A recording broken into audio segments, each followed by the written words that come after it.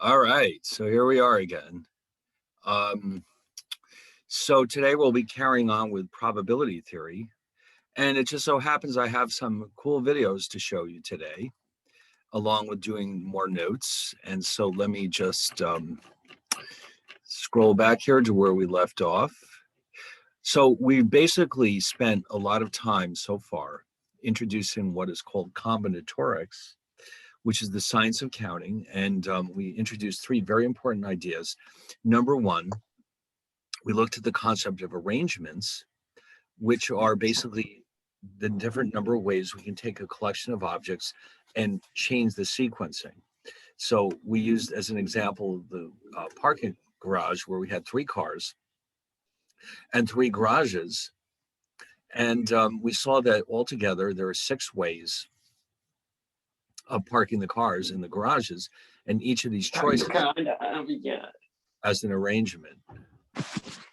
All right, hold on one second. Anyway, so then we moved on to the idea of, and we also noted that we can calculate the number of arrangements by simply using the factorial operator, which we introduced and defined in the following way. First, it's written as n factorial, and then we saw that it's defined as 0 factorial and 1 factorial both equal 1. And then after that, in each case, we take that number and multiply it by the previous positive integers. So for example, 2 factorial is 2 times 1, 3 factorial is 3 times 2 times 1, et cetera, et cetera. Okay, we go all the way through. We also saw that there is a button on your calculators that will enable you to do this very simply and easily.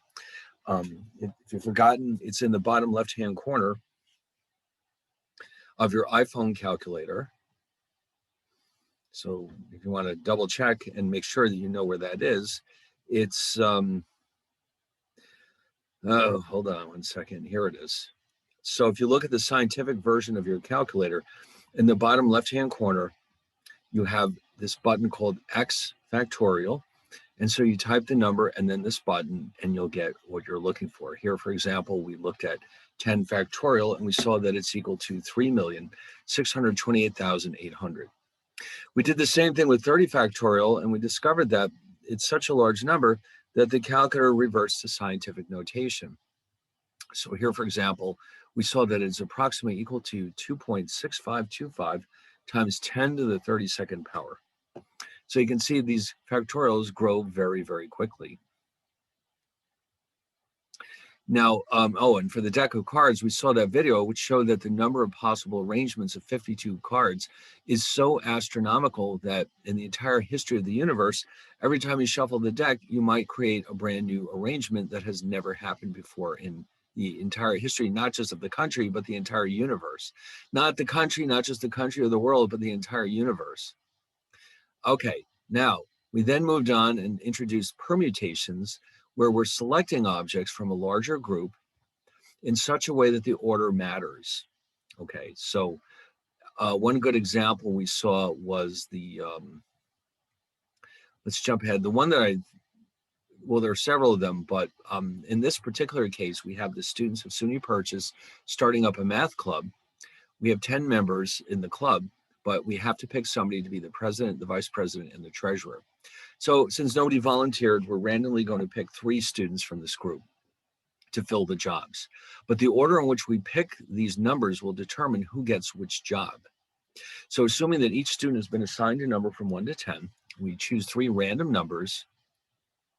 The first possibility we saw here was that, let's say we pick 3, 1, and 7. That indicates that student 3 is the president, student 1 is the vice president, and student 7 is the treasurer. Now, we noted that if we had picked instead the same 3 numbers but in a different order, 7, 3, 1, that would have given us different results, in spite of the fact that they're the same numbers. So we've got number 7 is now the president, number 3 is now the vice president, and number 1 is the treasurer. So that means that this group, this selection 1, 3, 1, and 7 is considered to be different than this group 7, 3, 1, and each one is referred to as a permutation. Okay, permutation. Remember, that means the order matters. So, of course, we were introduced to a formula that let us figure out how many different ways we can fill these positions. And so here we had 10 students, N is 10. We need to fill 3 jobs or 3 slots, R is 3. And when you go through this with your calculator, you can confirm that in fact, there are 720 different ways we could have filled these jobs.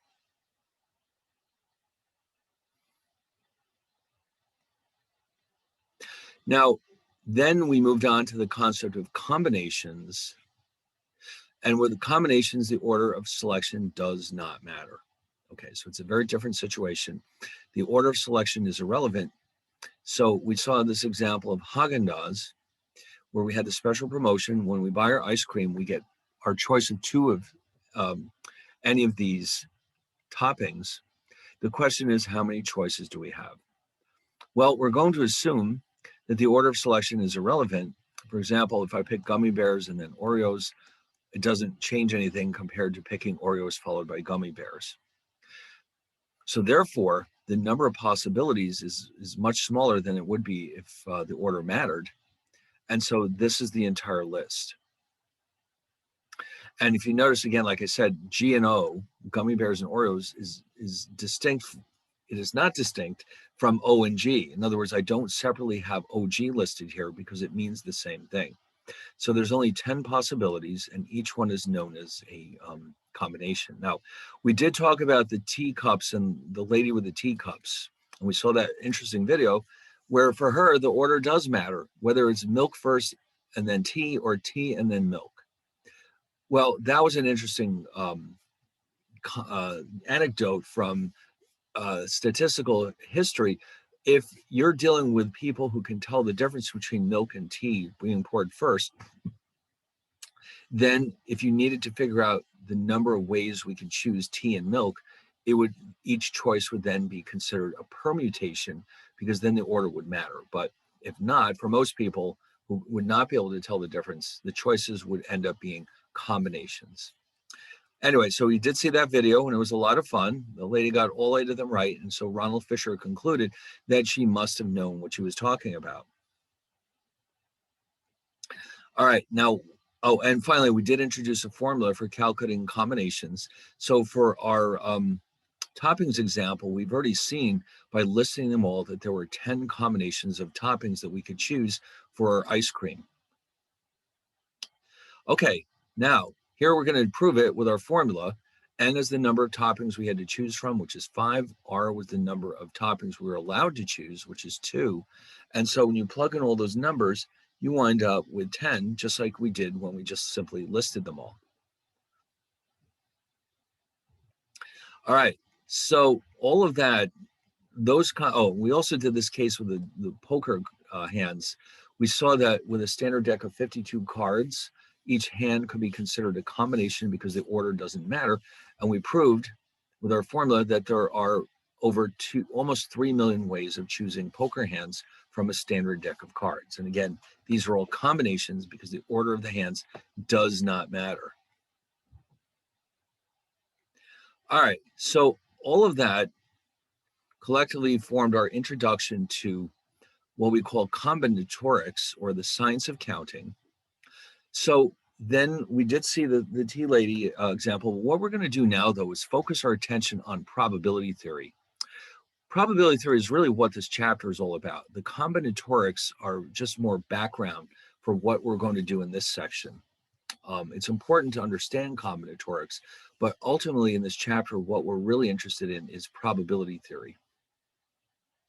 Now, it turns out that before we dive into this, I've got some videos that I'd like you to look at. And so the first one is kind of a fun introduction to the topic. And it involves people stranded on a desert island rolling dice to see who wins a banana. So what they're going to do is show you some very interesting results that you might not have thought about.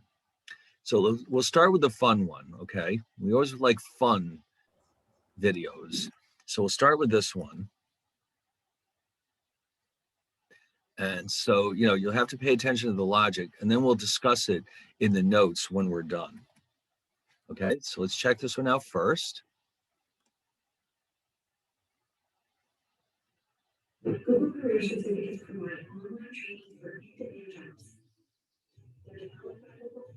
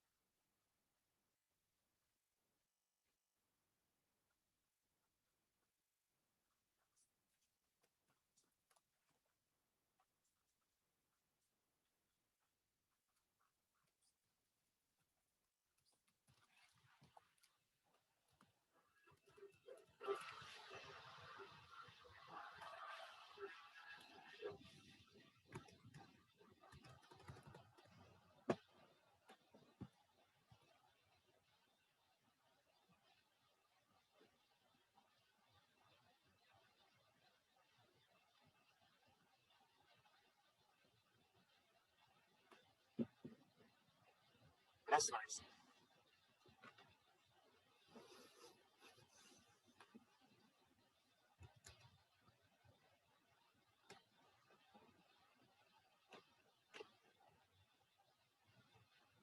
Okay, are we done?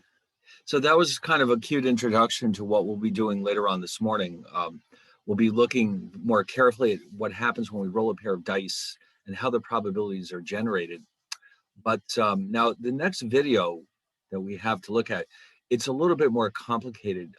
What it's going to do is introduce a lot of new ideas that we haven't started looking at yet. So it's going to give you a bit of a broad overview of how probabilities can be calculated, not just for very simple events, but for much more complicated situations. And so it's going to seem like a lot of information coming at you very quickly. So if it goes over your head a little bit, don't worry about it. We'll go back and revisit all of these topics, and we'll cover it very carefully. We'll do lots of examples so that by the time we're done with this chapter, you'll have a really good, solid foundation in probability theory. And we're also going to see later on, it can be used to solve a lot of very interesting problems. And I mean, very interesting. You'll see what I mean when we get to that point. But right now, so just settle back. This video is about 10 or 11 minutes long, or 12, whatever it is. And it's a little bit complicated, but don't be put off by it, because like I said, as we go along, we'll introduce these concepts again, and you'll get a much better feel for what this is all about. Okay, so in the meantime, now, by the way, too, I just noticed with this video, there's a lot of references in here that I don't know. She's this lady is talking about actors and bands and all this and that, which none of them meant anything to me. I don't know. I'd be curious to know if any of these references meant anything to you either.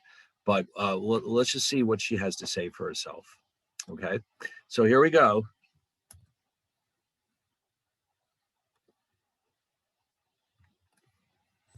All right, let's check this out.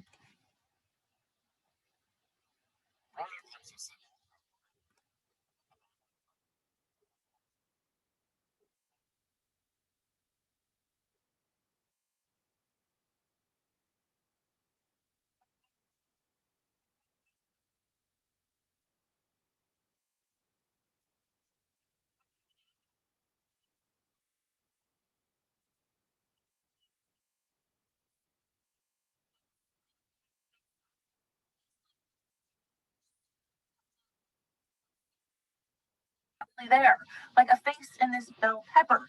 And faces aren't the only patterns we see. Our brains recognize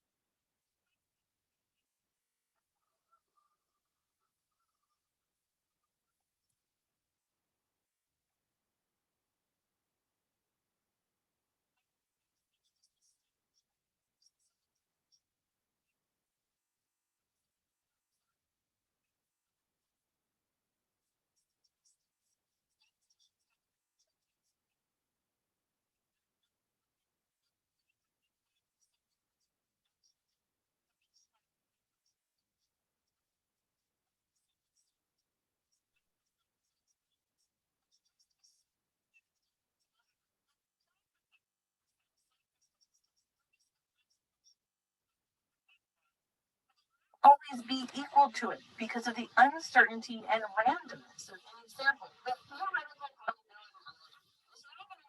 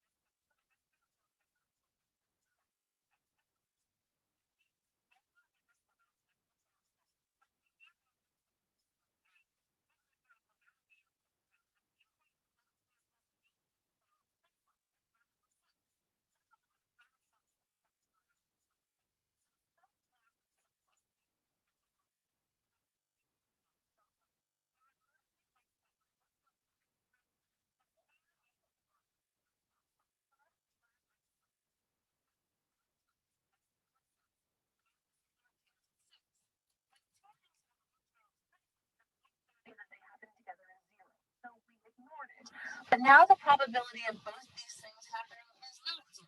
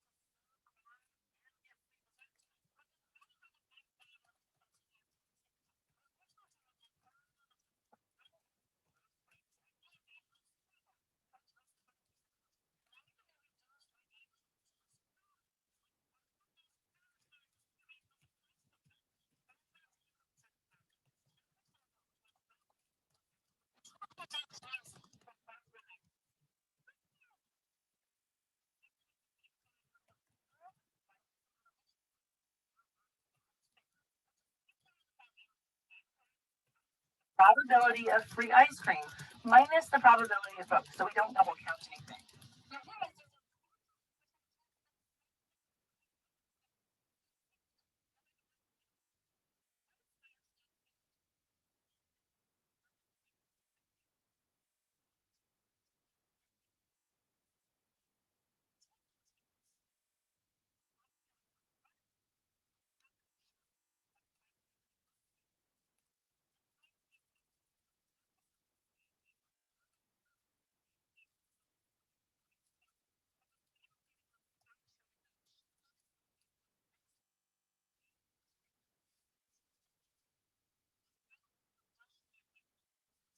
Event one given event two.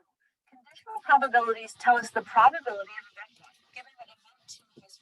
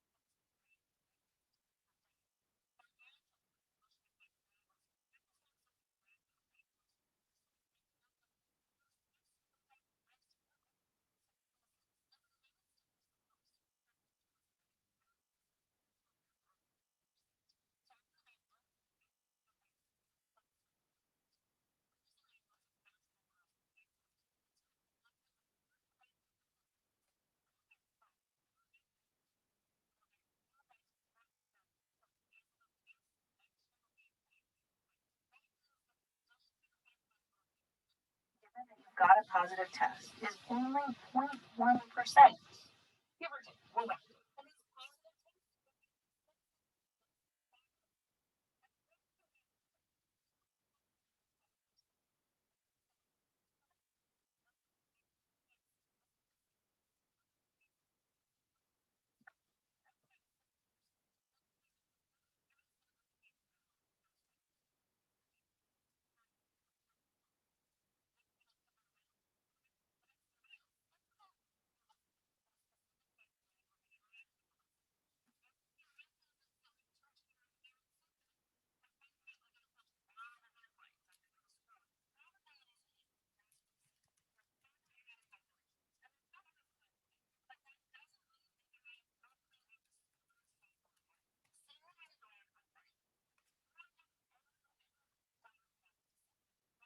wound up on the couch watching Sandy Wexler again. You know it'll be hard to get tickets to see Black Panther. So you make that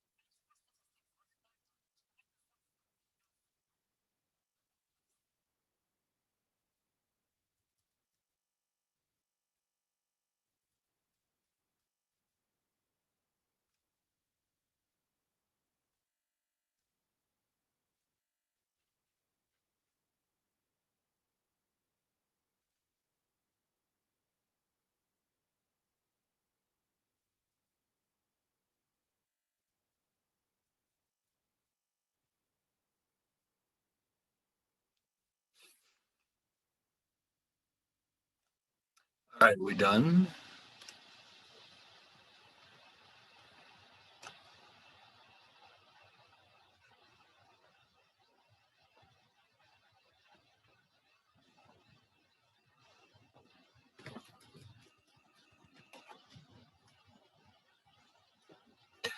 All right, like I said, it was a lot. I mean, I get it. It really did take a while to get through all that. And so we'll go through all that information in small stages and we'll cover it all very carefully and thoroughly. But yes, it is a lot to do all in one shot. But they did raise some interesting points. And so and they did introduce some important ideas like those Venn diagrams, which are extremely useful for illustrating probability theory because it turns out probability theory is heavily based on set theory, which we will definitely review today. And in fact, you might recall having seen those Venn diagrams the first time you were introduced to set theory. But in the meantime, we've got one more video here. This one is a fun video, and it actually might make you might be surprised by what they have to say. All right. So what this is all about is birthdays. Now, obviously, during a normal year, there's 365 days. And of course, every 4 years, there's a leap year. Now, here's an interesting question. I'm going to do a poll here to see what people think about this. If there are 23 people in a class, what is the probability? And this is just based on your intuition. You obviously don't know what this is, but based on your intuition, if there are 23, oh, you know, I just realized I'm not sharing. Sorry, I'm creating a poll right here. If there are 23 people in a class, what is the probability that 2 of them have the same birthday? Now, I'm not referring to years. This is just days and months. So we'll put, let's say, 1%, 5%, 10%, 20%, and 50%. So let's just for the fun of it, let's just think about this. What do you think is the probability that would only 23 people in the class, that 2 of them have the same birthday.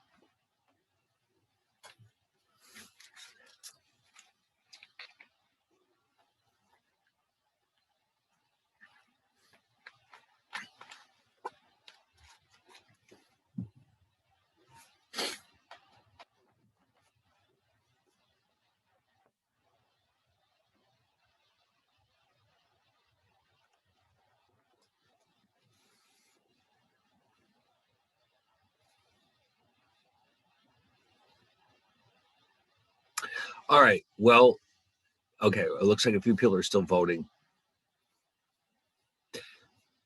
It seems like with 365 days in the year, the chances of 2 people having the same birthday in such a small class would be really, really low.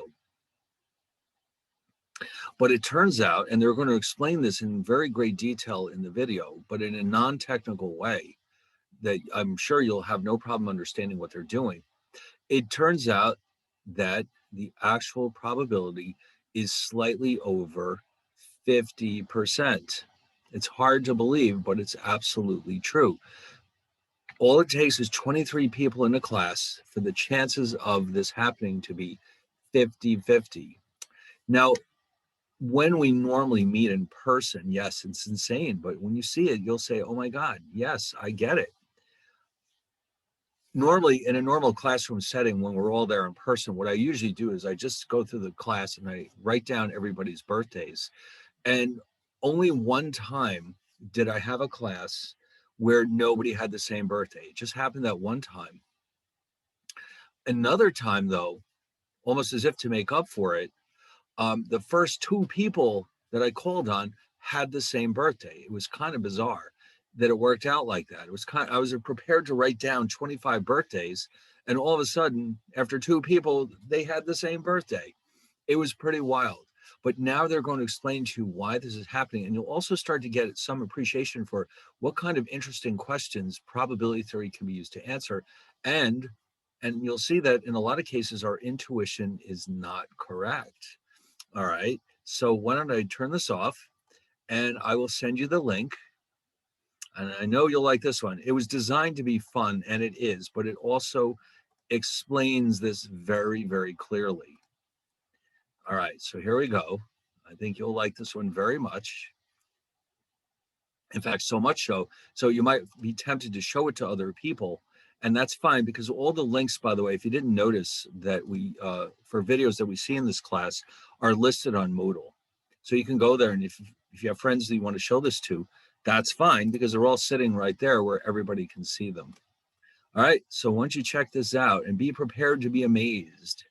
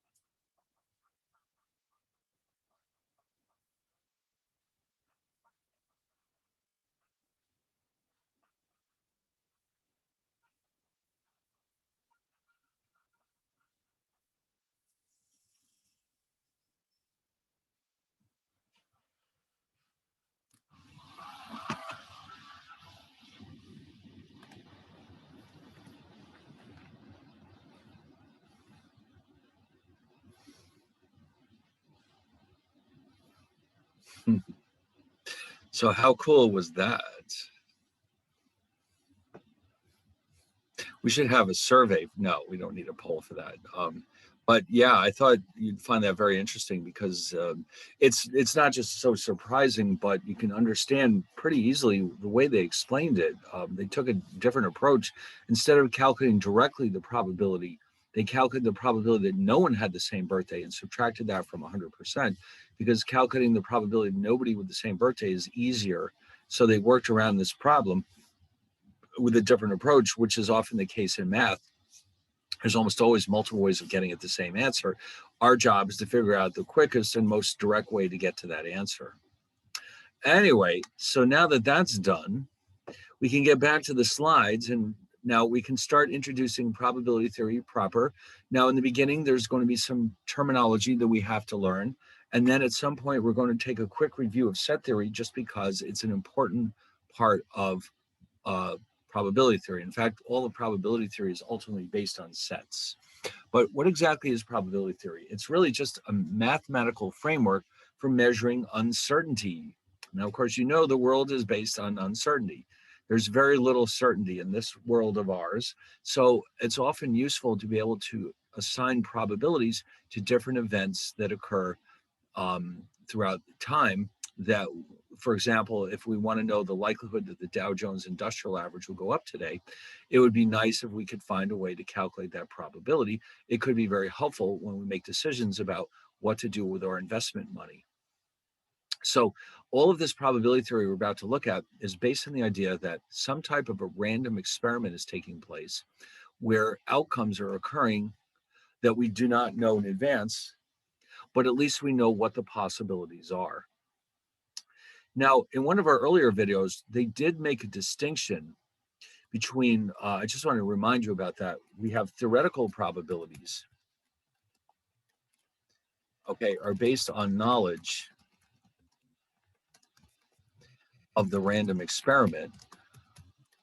And then empirical probabilities are based on actual experience. What we're actually discussing in this chapter is the theoretical probabilities based on our understanding of how this random experiment is taking place. But in practice, when we get into chapter 12, which is statistics, the probabilities will be based on experience, or they will be known as empirical probabilities, because in many cases, we may not actually have access to the theoretical probabilities. And the best that we can really hope for is to accurately estimate the empirical probabilities. So we do need to be careful that there are two basic types of probability.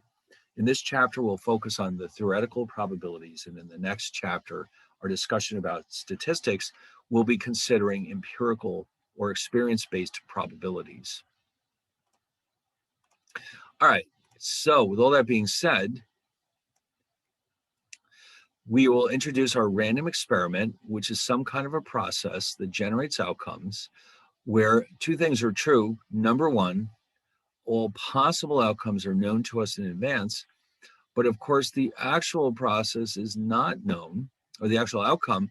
If it were, then it would no longer be random, okay? That random tells us that something is happening in such a way that we cannot tell what's actually going to happen until it actually happens.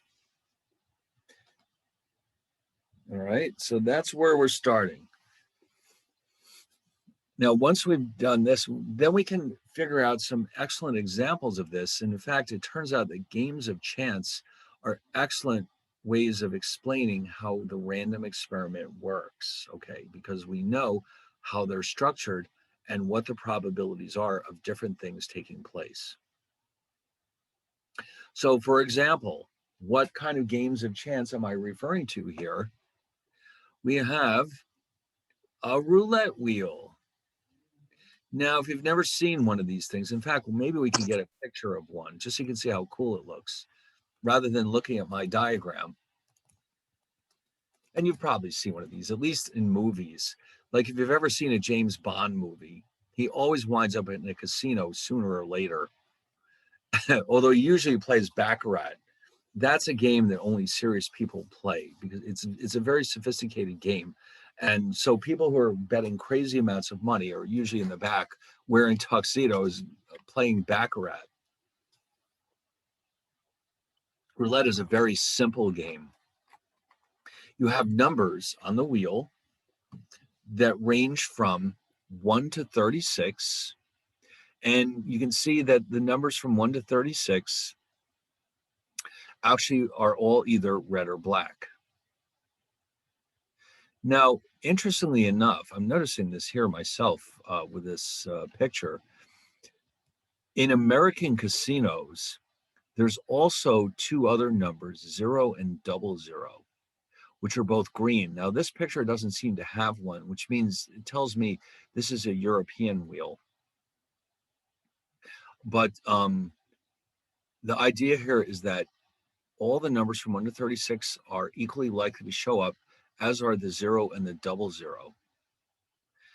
And so that means there's 38 possible outcomes of this experiment.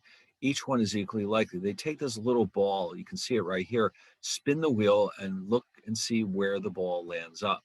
It always has to wind up in one of these slots. And so that's how you determine who wins the game. Let me just see if I can get another picture here.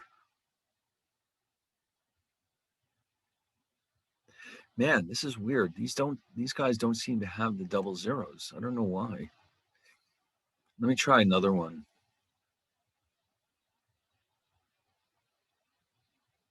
This one does. All right, here we go. This is the American version. It says it right there. The American roulette wheel has that extra double. You see 00 up there? So there's 0 and 00. You don't get that in European casinos. You just have the 36 numbers plus the 0. And so the idea here is that you can bet on the colors, you can bet on the numbers, you can bet on even or odd or black or red. There's a lot of combinations you can bet on, but each number has the same probability of turning up, which is 1 out of 38. All right, so that's that. That is definitely a random experiment because we know in advance what the possible outcomes are, but of course we never know what the actual outcome would be. If we did, we could make a fortune by playing roulette. Now we also have choosing a card from a deck, and that means we have 52 cards, each of which is equally likely to be chosen. So for example, the odds of choosing the ace of spades from a deck is 1 out of 52. So when we choose, if we're picking cards from a deck, we know in advance what might happen. We just simply do not know what actually will happen. Okay, so same thing. Now, cards have a very interesting history. Maybe we can find, just for the fun of it, this doesn't affect the probabilities, but some of these, the pictures on them are quite interesting. Okay, well, like for example, Alice in Wonderland cards. Look at those. How cool are those? But they're all set up the same way. So the likelihood of getting any of these numbers or cards is the same as with any other deck of cards. Wow, those are nice. But if you go back in history long enough, you'll see that playing cards are not set up the same way they always were in the past. There have been points in history where there were different cards in the deck that we don't have anymore. Man, there's some nice cards in here. Look at these. Ooh, look at them. I'm sure these are all available for sale. Interesting. All right, anyway, enough of that. And then rolling a pair of dice. Now, everybody's familiar with dice. Every game you ever played when you were a little kid had involved probably pairs of dice. The most famous example, of course, being Monopoly.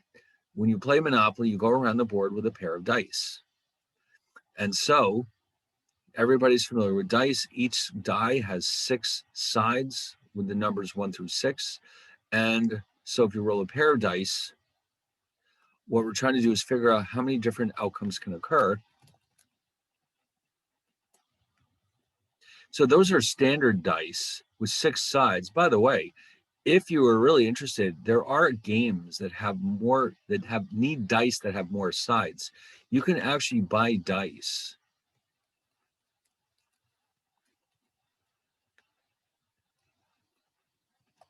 with more than 6 sides. They do exist. For example, look at this one. Oh my God, how many sides are on that one? This one has 12. That's what a 12-sided die looks like. It's pretty weird, isn't it? And I've seen them, they can go as high as, this one is, I believe, a 100. That's a 100-sided die. Is that unbelievable? 100 sides. Each side is really tiny, but altogether there's 100 of them. In case you're playing a game that requires 100 possible outcomes of each turn. So there you go. They do exist. But we're thinking about traditional dice, which have 6 sides. Okay, so in that case, oh, by the way, here's a fun English point I'd like to make here. Dice is the plural of die. Okay, if you're rolling one die, it has 6 sides. When you roll 2 of them, they become dice. A very odd combination of singular and plural, but English is full of examples like this. Lots of bizarre situations arise in English because, as you know, England was conquered many, many times by many different countries who brought their own language into England. And the English eventually absorbed a lot of these words into their own language. And that's why it's such a interesting combination, shall we say, of rules and words. And it has Latin, it has Greek, it has German, it has Danish, it has all kinds of weird combinations of words from all these different languages. But anyway, a single die has 6 numbers from 1 to 6, each of which is equally likely to occur because of the way the die is constructed. And so, but when we roll a pair of dice, like we do in Monopoly, the number of possibilities grows very quickly. We go from 6 to 36. Okay, why? Because for each of the 6 outcomes on the first die, there's another 6 possibilities on the next die. And so what I've done here really quickly is put together a chart showing you all the different things that can happen when you roll 2 dice. And in each case, the numbers are meant to represent the first number in each ordered pair is the outcome of the first die. The second one, of course, is the outcome of the second die. And you can see that there are indeed 36 possible combinations of these numbers. Or actually, I should say permutations. But yes, there's 36 possibilities when we roll the dice twice, or 2 dice. And these are all of them. Now, assuming that the dice are weighted properly, each one is equally likely to turn up one at as a 1/6 probability of turning up, which implies that with 2 dice, each of these 36 outcomes is also equally likely to occur. So you've got 36 equally likely possibilities. So what I've done though, now most times when you're playing with dice, what really matters is not the sequence of rolls, but the sum. Okay, again, just think about playing Monopoly. You roll the dice, that tells you where you can go on the board.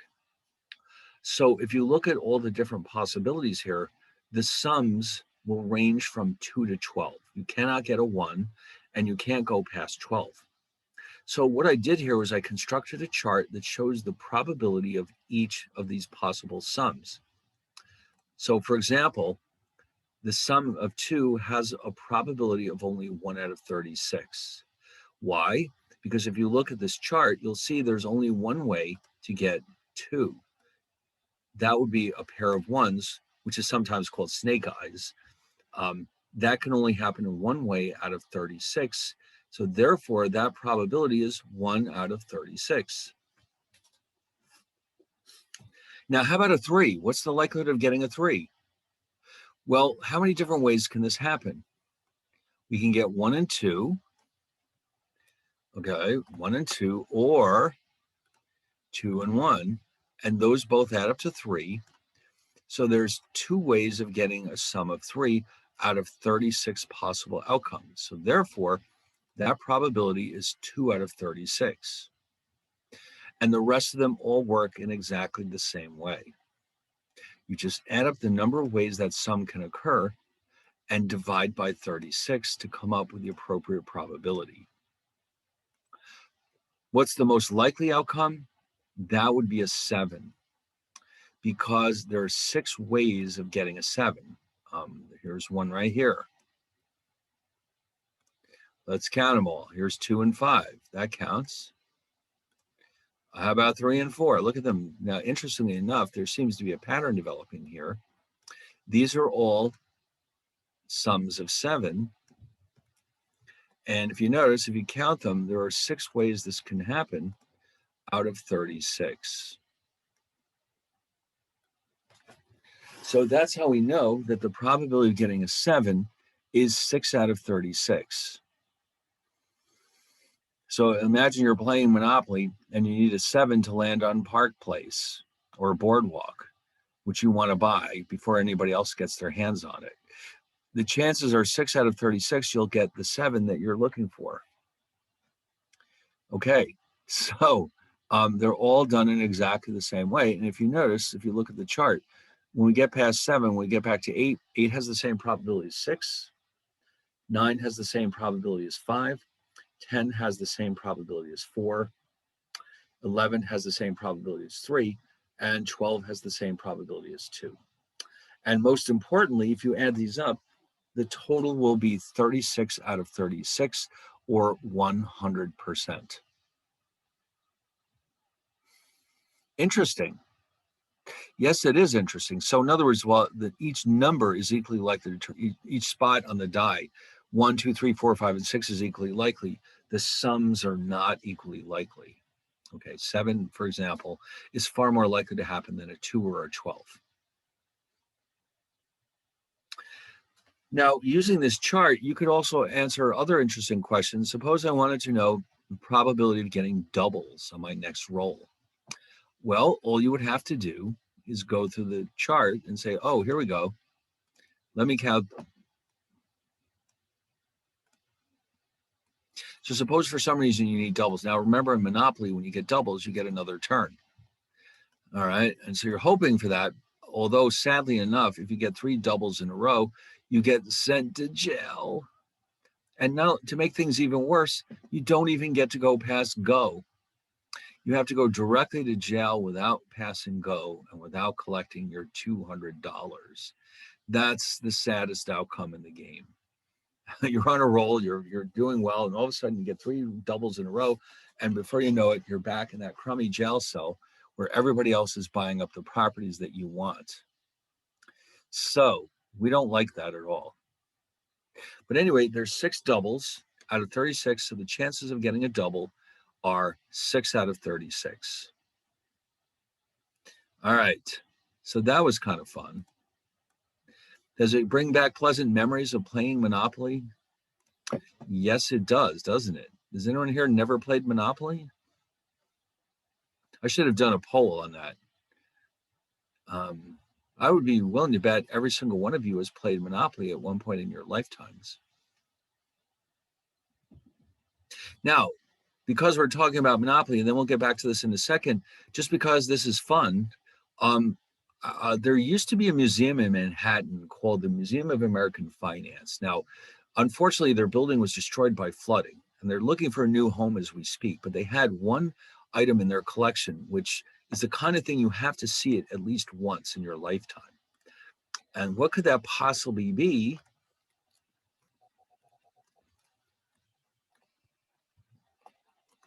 They have a set in their collection, which is 100%. Oh, what happened? There it is. Yeah, that's not the best picture of it, but it's 100% made out of gold. It's hard to tell from this picture. It's kind of small. But this is entirely 100% made out of gold. The board is gold. The dice are gold. The money is gold. The properties are gold. The houses and the hotels are gold. Everything is made out of gold. How cool is that? Have you ever seen anything so cool in your lifetime? Well, if you have, I'd like to know what it is. Oh, by the way, the dice have little diamonds in the spots. I don't know if you can't really see that, but the game, well, it says here 2 million. The last time it was appraised, this is 2010. It was recently appraised to be worth $3 million. So let's say you were Jeff Bezos and you're rolling in money. Would you buy a gold Monopoly set for your house? My suspicion is that you would, because it is one of the coolest things you'll ever see in your lifetime. Man, how cool is that? All right, you can only dream. Okay, if you become famous one day, maybe you can buy yourself a gold Monopoly set. All right, well, enough of that fun stuff. Man, oh, look at those properties. They're all gold. Man, let's see if they have a picture of the dice. I'd like you to be able to see the little diamond spots on them, but I don't see it there. This is the guy who invented the thing. He makes a living by creating turning ordinary objects into gold. In other words, this is just one of his many projects, and he just so happened to donate this to the museum. But supposedly, nobody's ever actually played with it. It was just meant to be a work of art. So anyway, let's get back to this. Now, let's look at some simpler examples. Let's say that we're rolling dice, but we're only interested in whether the number that turns up is even, even or odd. Okay, we're playing a game.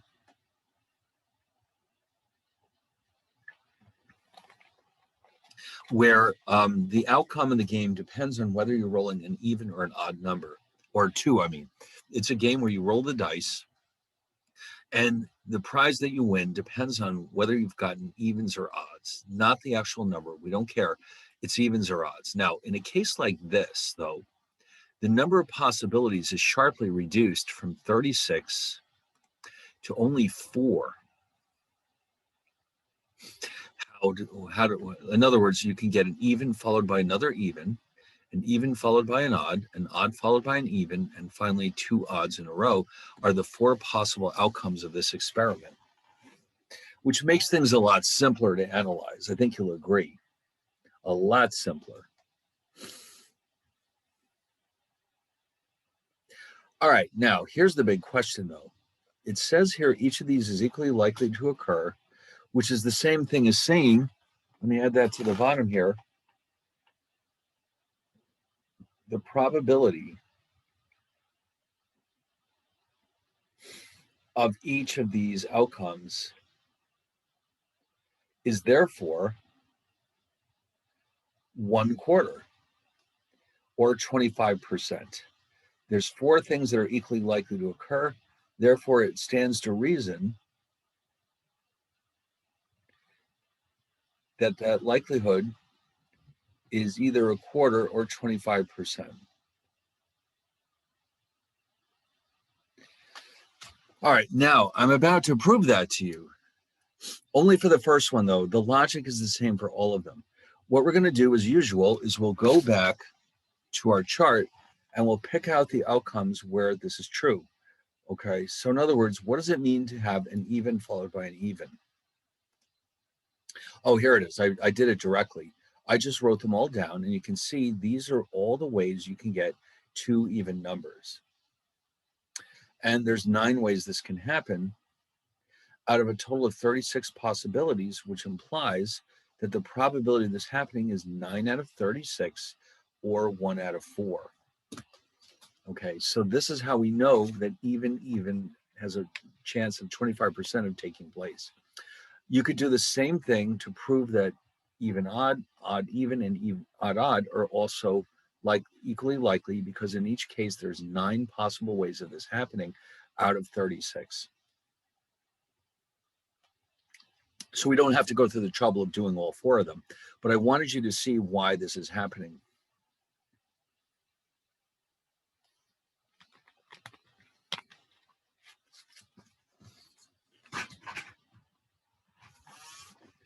That being the case, well, yes, it's the same for all of them. Now, how does that help us? Oh, here's an example of doubles. Yes, we did this earlier. The chances of getting doubles are 6 out of 36, or 1/6, or 0.167 approximately. Only because there's 6 ways of getting doubles out of 36 equally likely outcomes.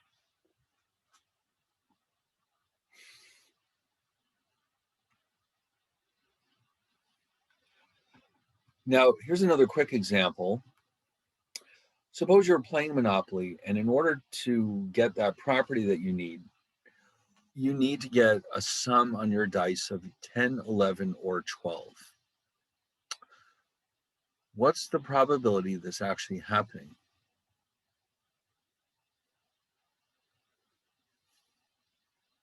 Well, what we have to do is go back to that table, or in this case, I've already written it out for you. The chances of getting 10, 11, or 12 can be calculated by calculating each of these 3 probabilities individually and then adding them up. So there are 3 ways of getting a 10. So that probability is 3 out of 36. There's 2 ways of getting an 11, which means that probability is 2 out of 36. And there's 1 way of getting a 12, which means that probability is 1 out of 36. So what you're going to do is add them up to come up with the probability of getting at least a 10 on your next roll. Okay, suppose that if you get a number 9 or less, you're going to land on somebody else's property and have to pay them a lot of rent. The only way you can survive one more turn is to get at least a 10.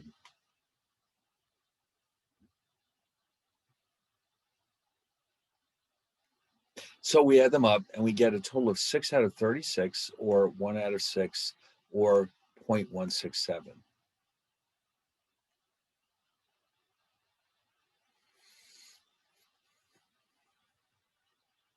Okay, now, again, I mentioned earlier that what we're actually doing here is calculating what are called theoretical probabilities, because they're all based on our knowledge of how the dice are constructed. What if we don't have that information?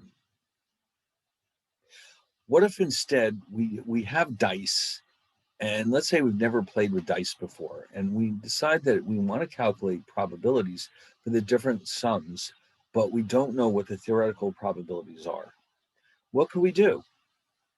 Well, we can roll the dice many, many times and record the sums that we get each time. And then we could come up with our own estimates of what those probabilities are probably going to be. Okay, so we have our theoretical knowledge, which in this case, let's say we don't have that knowledge. What we could do is try an experiment where we roll the dice over and over and over again and try to figure out how likely it is for each of these sums to turn up. So what I did was I created a simulation here. I'm assuming that the dice are rolled 1,000 times. Each time we write down the sum and we carry on and do more rolls. And when we're done, we record our results in a big table.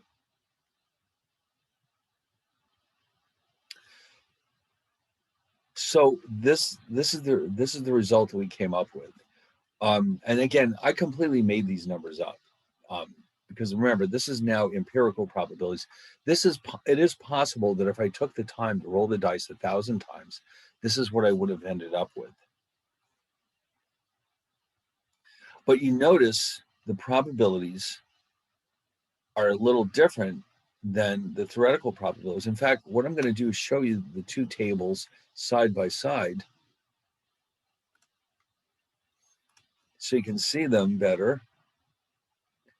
Let's see. No, that's too far. There they are. So I hope you can see them. These are the ones we developed earlier. These are our theoretical probabilities. These are the empirical probabilities. And you can see they're not that far off, but they're not exactly the same either, are they? No, because over here we don't have the theoretical numbers. This is what actually happened when we rolled the dice. Over here, this is the theoretical probability. So therefore, the 2 of them are likely to be different, although as it turns out, they're not all that different. our experiment seems to have worked pretty well. So we just want to note here that the more frequently the experiment is repeated, the closer the experimental or theoretical, the closer the empirical probabilities will be to the true or theoretical probabilities.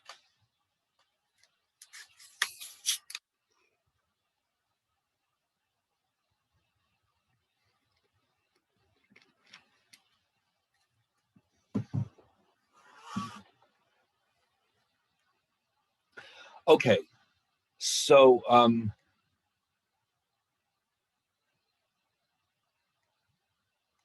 anyway, what I'd like to do here is introduce some new concepts. What if we roll our, now remember, back to the case where we're only focusing on evens and odds. This tree represents how many outcomes can occur if we roll the die once, twice, or 3 times. So this little diagram is going to be very helpful in using our knowledge to figure out how many outcomes there are for every possible experiment. Okay, so here with evens and odds, if we roll the die once, we can either get even or odds. That's it. If we roll the die twice, these are the 4 possibilities, each of which is equally likely to occur. And then we have here with 3 rolls, it's getting pretty big here. All of a sudden, there's 8 possibilities, each of which has a likelihood of occurring of 1 out of 8, or 0.125.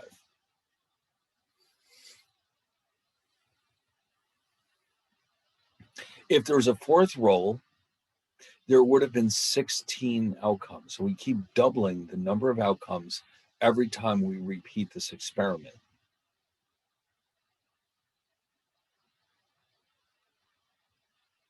And you can see why this is called a binary tree, because at each point, there's only 2 things that can happen.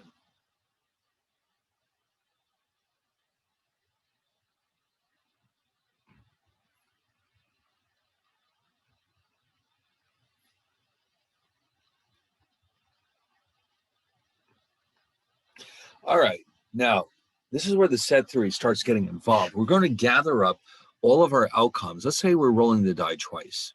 We're going to gather up all of our outcomes into a special kind of set, which is going to be called the sample space. So you can see the sample space S is simply a set that contains all the possible outcomes of our experiment. So this is why I said before, all probabilities are ultimately going to be based on set theory.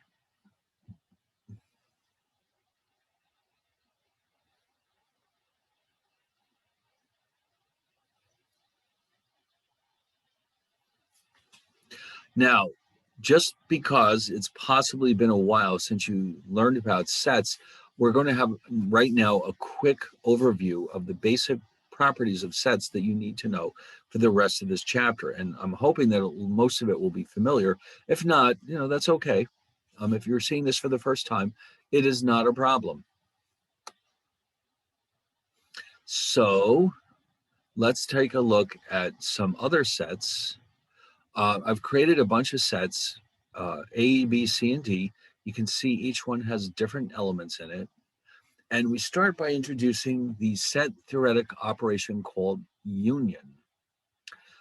Now, with a union, what you're doing is you're taking 2 sets and creating a new set that contains all the elements in the 2 individual sets. Here you'll notice that with A and B, if you push them together, you'll get 1, 2, 3, 4. We do not need to list the 2 and the 3 twice, even though they do appear in both sets. So we have 1, 2, 3, and 4. This is known as the union of the 2 sets. And in fact, in many books, they replace this symbol with the English word or because it means the same thing logically. This is a set that contains the elements that are in A or B, or possibly both of them. How long has it been since you thought about this stuff? I bet it's been a while. So we need a quick refresher, don't we? Yes, we do. All right. Now, what other algebraic operations could we define on sets. All right, well, this second one is pretty interesting. What we need to do is consider a set that contains only the elements that are in two other sets. In other words, we're introducing something called the intersection between two sets. So if we define that on A and B, you can see that the only elements they have in common are 2 and 3, and therefore the intersection of A and B is the set containing 2 and 3. In other words, the elements that they have in common. In English, sometimes this is written with the English word and. And means the same thing as intersection because A and B, A intersect B, contains only the elements that are in A and B. That's it, only the ones that are in A and B.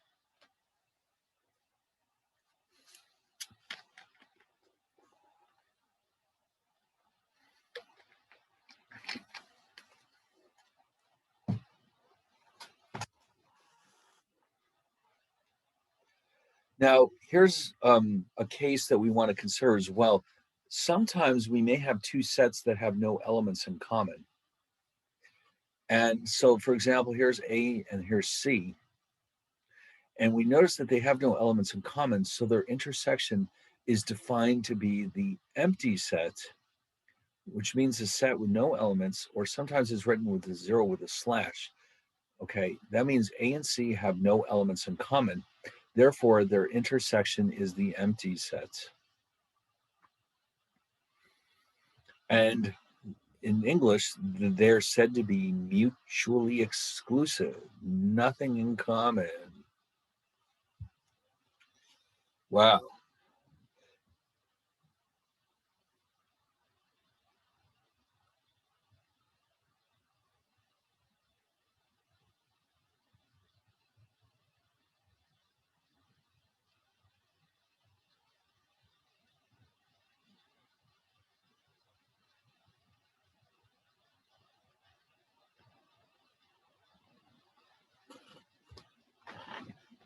Okay, so that can happen.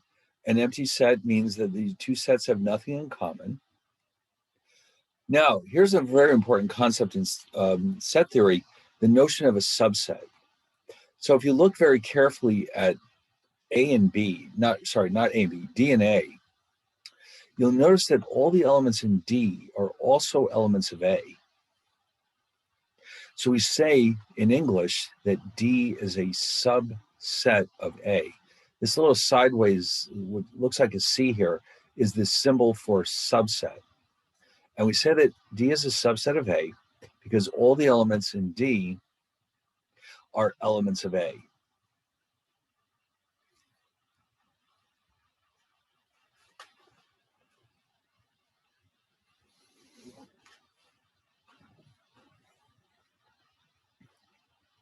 Now, here's a real world example of this.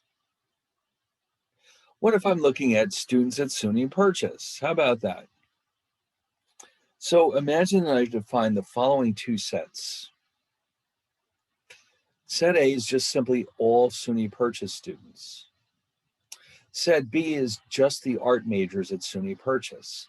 So I think you'll agree that B is a subset of A because all the art majors at SUNY Purchase must also be students at SUNY Purchase. So therefore we say here that B is a subset of A.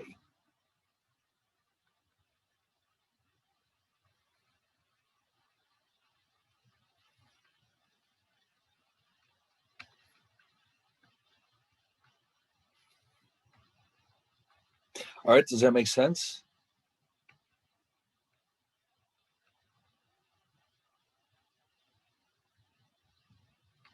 Okay, now what happens in a case like this? Suppose we're looking at sets C and D.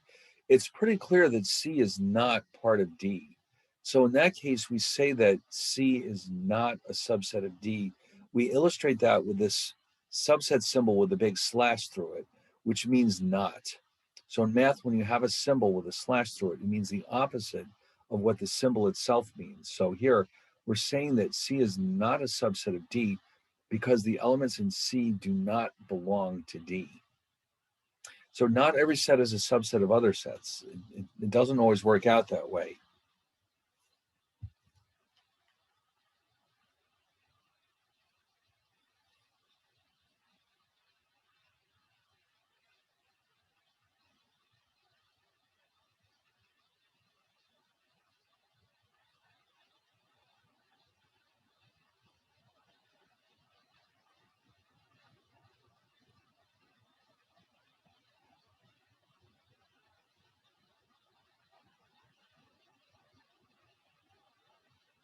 Okay, so this is pretty much where I left off with the other class. So even though it's a little early, why don't we stop right here rather than going ahead?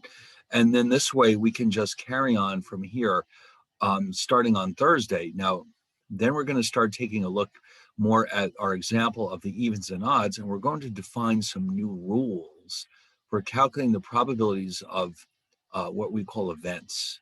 Okay, so in the meantime, I think we can stop right here. And unless there's any last minute questions, I will see you all on Thursday.